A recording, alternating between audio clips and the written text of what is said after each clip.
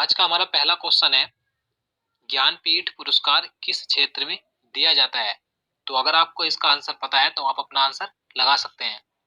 तो यहाँ पर इसका राइट आंसर ऑप्शन ए हो जाएगा, साहित्य। साहित्य के क्षेत्र में ज्ञानपीठ पुरस्कार प्रतिवर्ष दिया जाता है। आपको ध्यान रखना है कि साहित्य के क्षेत्र में दिए जाने वाला ज्ञानपीठ पुरस्कार सर्वोच्च पुरस्कार है। नेक्स्ट क्वेश्चन देखते हैं, विश्व स्वास्थ्य दिवस कब मनाया जाता है। तो देखिए ये जो क्वेश्चन है ये भी काफी इंपॉर्टेंट है, क्योंकि ये क्वेश्चन भी एग्जाम में कई बार पूछा जा चुका है। तो अगर आपको इसका भी आंसर पता है तो आप अपना आंसर लगा सकते हैं। तो यहाँ पर इसका राइट आंसर ऑप्शन बी हो जाएगा, 7 अप्रैल। 7 अप्रैल को विश्व स्वास्थ्य दिवस मनाया जाता है। तो आपको ध्यान रखना है। और देखिए मैं आपको बता दूं, मैं जितने भी आपके लिए क्वेश्चन लेकर आता हूँ ये ऑब्जेक्टिव टाइप के, तो आपको इन क्वेश्चन से बहुत हेल्प मिलती होगी, क्योंकि अगर आपको किसी क्वेश्चन के बारे में पता है तो आपका रिवाइज हो जाता है। अगर आपको नहीं पता है तो आप इन्हें याद कर सकते हैं। चलिए नेक्स्ट क्वेश्चन देखते हैं। क्वेश्चन नंबर 3 है, सनशाइन विटामिन है। देखिए ये जो क्वेश्चन है ये काफी आसान क्वेश्चन, आपको पता भी होगा, लेकिन घुमा फिरा कर क्वेश्चन इस तरह के पूछे जाते हैं।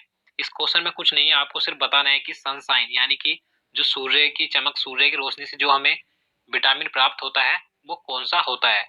तो अगर आपको भी इसका आंसर पता होगा तो यहाँ पर इसका राइट आंसर ऑप्शन सी हो जाएगा, विटामिन डी। सूर्य से हमें विटामिन डी प्राप्त होता है, तो आपको ध्यान रखना है। नेक्स्ट है, छिली हुई सब्जियों को धोने से कौन सा विटामिन निकल जाता है। देखिए ये जो क्वेश्चन है ये रेलवे ग्रुप डी के जो अभी हाल ही में एग्जाम हुए हैं उनमें एक दो बार पूछा गया था कि छिली हुई सब्जियों को धोने से उनमें कौन सा विटामिन नष्ट हो जाता है या निकल जाता है। तो विटामिन सी नष्ट हो जाता है। तो यहाँ पर इसका सही आंसर ऑप्शन बी हो जाएगा, विटामिन सी। और देखिए विटामिन सी का आपको नाम ध्यान रखना है क्या होता है, स्कर्विक अम्ल विटामिन सी का रासायनिक नाम होता है। और देखिए अगर आपको सभी विटामिनों के रासायनिक नाम और उनसे होने वाले, उनकी कमी से होने वाले रोग आपको पता करने हैं तो मैं आपके लिए वीडियो बना सकता हूं, तो आप कमेंट में हमें बताइएगा। चलिए नेक्स्ट क्वेश्चन देखते हैं। क्वेश्चन नंबर 5 है, केंचुए में कितनी आंखें होती हैं। तो आप भी इसका आंसर लगा सकते हैं। तो यहाँ पर इसका राइट आंसर ऑप्शन डी हो जाएगा, कोई नेत्र नहीं, यानी कि केंचुए में कोई भी आंख या कोई नेत्र नहीं होता है। तो देखिए आपको ध्यान रखना है, केंचुए को ही किसान का मित्र कहा जाता है। नेक्स्ट क्वेश्चन देखते हैं,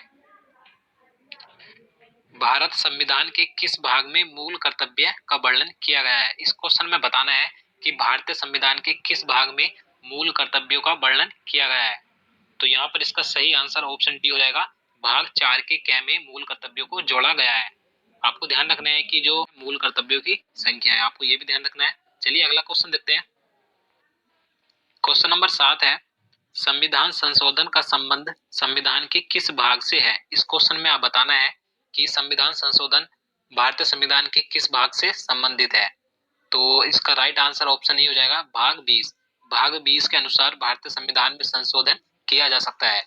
और देखिए आपको अगर एग्जाम में पूछा है कि किस अनुच्छेद के अंतर्गत संविधान संशोधन किया जाता है तो आपको ध्यान रखना है अनुच्छेद 368 के अनुसार।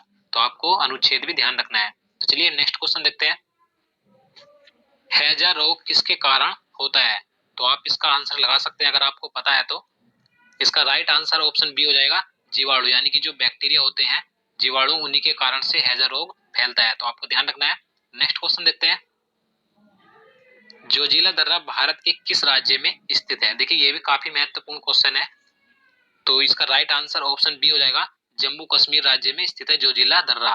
और देखिए आपको एक पॉइंट और ध्यान रखना है कि ये जो दर्रा है श्रीनगर और लेह मार्ग को जोड़ता है। तो आपको ये भी ध्यान रखना है, क्योंकि आपसे एग्जाम में ये भी पूछा जा सकता है। नेक्स्ट क्वेश्चन देखते हैं। क्वेश्चन नंबर 10 है, भारत सरकार का सर्वोच्च विधि अधिकारी कौन होता है। तो यहाँ पर इसका राइट आंसर ऑप्शन सी हो जाएगा, अटॉर्नी जनरल। देखिए अटॉर्नी जनरल को ही महान्यायवादी बोला जाता है। तो आपको ध्यान रखना है कि भारत सरकार का सर्वोच्च विधि अधिकारी महान्यायवादी यानी कि अटॉर्नी जनरल होता है। और देखिए अगर हम बात करें कि महान्यायवादी की नियुक्ति कौन करता है तो राष्ट्रपति के द्वारा ही इसकी नियुक्ति की जाती है। तो आपको ये भी ध्यान रखना है।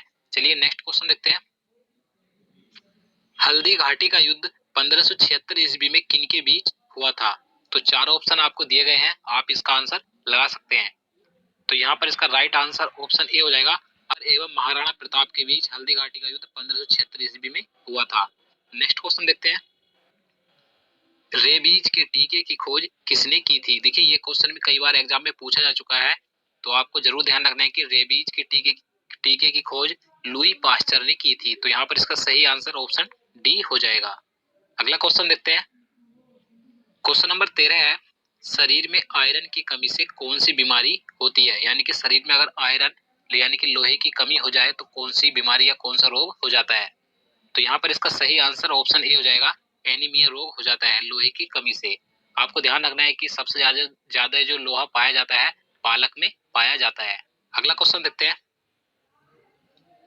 अलमाटी बांध कृष्णा नदी पर किस राज्य में स्थित है?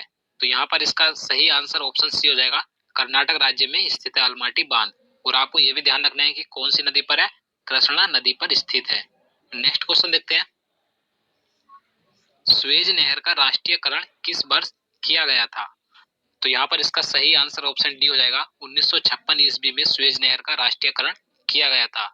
आपको ध्यान रखना है कि ये जो स्वेज नहर है ये लाल सागर और भूमध्य सागर को आपस में जोड़ती है और इसकी जो लंबाई है 165 किलोमीटर इसकी लंबाई भी है। तो आपको इसकी लंबाई भी ध्यान रखनी है। अगला क्वेश्चन देखते हैं। क्वेश्चन नंबर 16 है, प्रतिरोध का एसआई मात्रक क्या होता है? देखिए जितने भी एसआई मात्रक होते हैं अधिकतर एग्जाम में पूछे जाते हैं, तो आपको सभी एसआई मात्रक याद कर लेने हैं। यह मैं आपको इनका एक अलग से वीडियो बना दूंगा, आप हमें कमेंट में बताइएगा।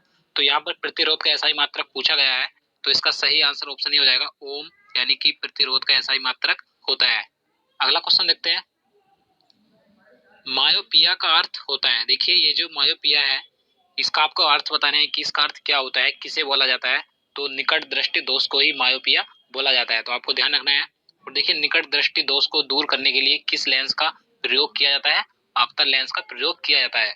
और अगर हम बात करें कि दूर दृष्टि दोष को क्या बोला जाता है, तो आपको ध्यान रखना है हाइपरोपिया बोला जाता है दूर दृष्टि दोष को। और इसके निवारण में किस लेंस का प्रयोग किया जाता है? उत्तल लेंस का प्रयोग किया जाता है। चलिए नेक्स्ट क्वेश्चन देखते हैं। महात्मा बुद्ध ने अपना प्रथम धर्म चक्र प्रवर्तन किस स्थान पर दिया था? देखिए इस क्वेश्चन में पूछा गया है कि जो महात्मा बुद्ध यानी कि गौतम बुद्ध थे उन्होंने अपना प्रथम उपदेश यानी कि धर्म धर्म चक्र प्रवर्तन किस स्थान पर दिया था? तो यहाँ पर इसका सही आंसर ऑप्शन बी हो जाएगा, सारनाथ में उन्होंने अपना प्रथम उपदेश दिया था। और आपको ध्यान रखना है कि ये जो प्रथम उपदेश था ये क्या कहलाया था? धर्म चक्र प्रवर्तन कहलाया था। नेक्स्ट क्वेश्चन देखते हैं। क्वेश्चन नंबर 19 है, भारत की सबसे बड़ी बहुउद्देशीय नदी घाटी परियोजना कौन सी है? तो आपको चार ऑप्शन दिए गए हैं, अगर आपको पता है तो आप आंसर लगा सकते हैं। तो यहाँ पर इसका राइट आंसर ऑप्शन बी हो जाएगा, भाखड़ा नागल परियोजना। ये भारत की सबसे बड़ी बहुउद्देशीय नदी घाटी परियोजना है और ये सतलज नदी पर स्थित। आपको ये भी ध्यान रखना है हिमाचल प्रदेश में सतलज नदी पर स्थित है। नेक्स्ट क्वेश्चन देखते हैं। क्वेश्चन नंबर 20 है, गोकक जलप्रपात किस जिले में स्थित है? तो ये कर्नाटक राज्य के बेलगाम जिले में स्थित है। तो यहाँ पर इसका सही आंसर ऑप्शन ही हो जाएगा बेलगाम में।